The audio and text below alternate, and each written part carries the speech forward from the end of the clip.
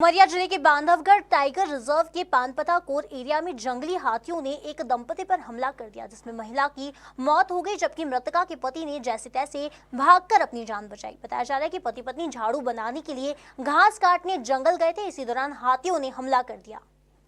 उमरिया जिले के Bandhavgarh tiger reserve के एक पनपथा कोर एरिया में जंगली हाथियों के झुंड द्वारा एक महिला को कुचलकर मार डालने का मामला सामने आया है।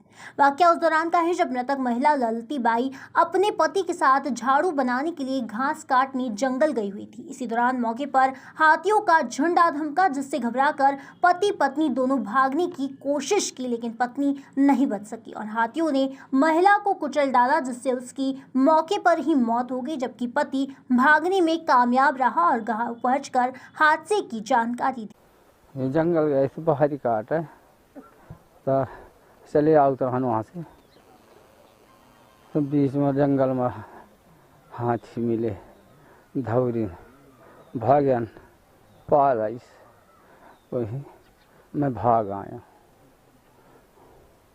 तो आप बच गए? जी। कैसे? भागा हूँ, उल्टा भागा हूँ, सामने भागी सी उनके, वो ऐसे सामने भागी सी, हमें उल्टा भागा हूँ, वो पीछे साइड भागे हूँ, तो मुझे के नहीं आए। कितने हाथी थे?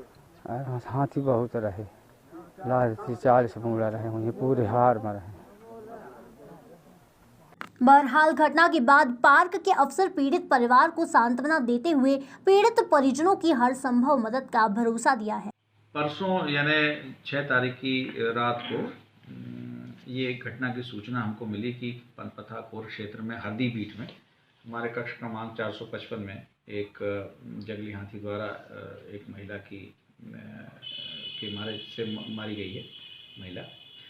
इसके बारे में जब तथ्यों का पता चला तो एक पति पत्नी जो थे हरदी गांव के, वो कोर क्षेत्र में जो थे वो फूल झाड़ू की जो घास होती है उसको काट के बीनने के लिए गए हुए थे, और जब वो जंगल क्षेत्र में बांस का गट्ठा बना के अपना भ्रमण कर रहे थे, तभी उनको 4-5 जंगली हाथी आते दिखे।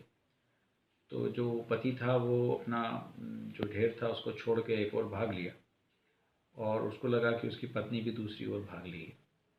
लेकिन बाद में जब वो गांव नहीं पहुंची तो उन्होंने वन कर्मचारियों को खबर दी। वन कर्मचारियों के दल ने रात को ही अपने श्रमिकों के साथ जाके मौके पे खोजबीन की और ये पाया कि वो महिला की जो बॉडी है वो जंगल में पड़ी हुई है, लेकिन आसपास जंगली हाथी भी थे, वो भी उपस्थित थे।